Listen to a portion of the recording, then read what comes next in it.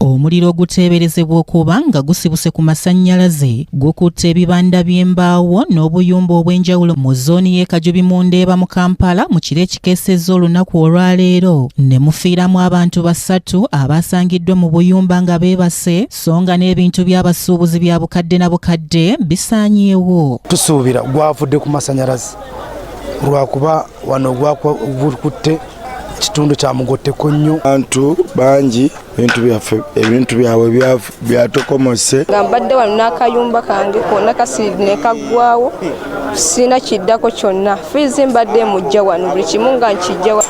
Kale embeera eyabaddewo okubaganyako ebirowoozo bambi teyabadde nnungi kubanga mwogatta n'okufiirwa emaali yaffe era nga woolaba. Abantu bafudde muno mu muliro guno gwolaba guno naye abamu tebanaba kuvaayo bajjeeko abo balabako naye abalala bakyali muno munda. Wali abantu 3 bayidde mu nyumba naye omu tetwamutegedde, omu gwe twategedde ababiri, omu bamuyita Plosi, omulala bamuyita Kabiito. Mu kitundu kino we wabadde wabeera obuyumba omubadde musulwa abantu era nga mukadde kano bwo n'ebintu byabwe byaweddewo nga byafuuse muyonga era ng'okusinziira ku bamu betwogeddeko nabo batubuulidde nga bwe gwabadde. Ssaawa nga 7 ogw'ekiro ne mpulira akantu akabwatuka ewange wali nze nsula wali owulira ne kabwatuka pa nagenda okugula oluggi lwange ndi ku buliri ko nze kati kano saafulumye nagenda ate okugula oluggi nfulume nga muliro nziruka emisinde naye bannange omuliro batukolezezza gwatandikende mu kibanda. Nempira abantu nga bawoggana kati nze mukuba nadde zinemoloka ndowooza ambulance kati nenzuukuka agenza ofuluma okulaba ogwo omuti nga ndaba omuliro nange we nafulumire nenzija ne tujja eno nenzijaawo wetwasanze emirambo 2 nga gyeyidde nga y'omuntu amulabeko akawanga ng'omuliro gumwokya. Omu ku basuubuzi abafiiriddwa emaali yaabwe mu muliro guno Nanziri Christine gwe tusanze bawaniridde obuwanirizi ategeezezza nti tamanyi kyakuzzaako.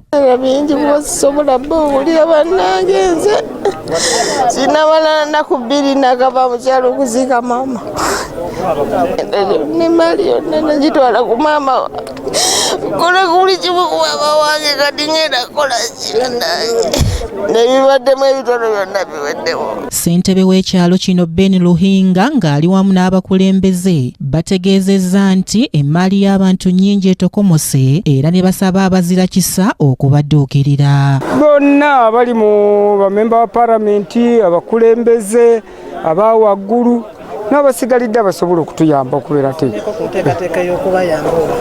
situnaba ebintu tulina okukuba omulanga mu gavumenti kubanga mu ofisi ya minisita waliyo ebigwa bitalaze ejeddulukirire bano abantu.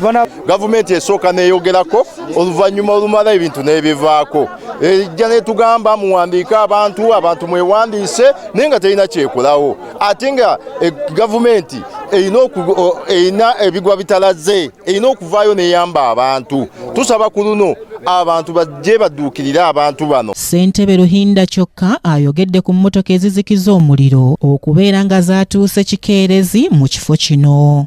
Faya yaluddewoko ekizibu kye yafunye wano kkubo lyabadde terituuka ne walinga ekkubo terituuka ne basooka bayimirira walinga ku kyaki ekibeera nti nno banoonya kkubo lituukawo ki kyagenza okukkakkana omuliro gutabuse nnyo. Omuliro guno gwatuuse ne mu ggalagi y'emmotoka eriraanyeewo. Emmotoka nkosijja kulimba naye nga ebigundi ebintu bye bakozesa bye bakanisa byonna byayonoonese. Oyiro waabwe abadde mu gundi yaabwe byonna byayidde ne byonooneka ne bisaanawo. Abakulembeze ab'enjawulo mu kitundu kino nabo balina bye boogedde. Abantu bajjiriddemu, abantu bafiiriddwa ebintu byabwe naye bannange omuliro mu Ndeeba gufuuse omuliro abantu bookya ebintu by'abantu. Bw'otunuulira ekibangirizi kino nga bwe kifaanana olaba nga omuliro guliko ekigendererwa guno. Ekirala kinkubiriza ababa nga bazimba ebifunga bino babeere nga balekamu ebbanga ly'amakubo g'emmoroka weziyita.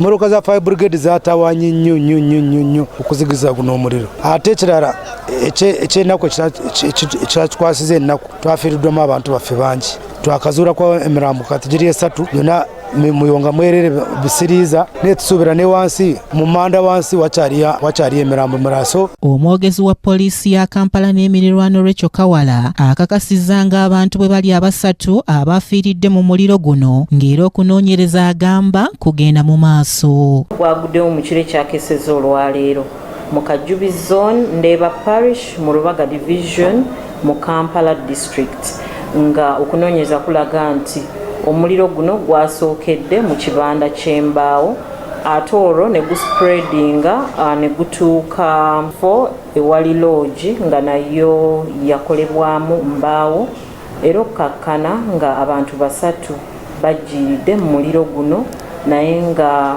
bano baayidde ne baggwawo nga tetunnafuna bye bakwatako nga tutandise okunoonyereza. Kimuli Abdallah ne Maido John, Crack TV amalindirire. Mwebale nnyo Kimuli Abdallah ne John Maido.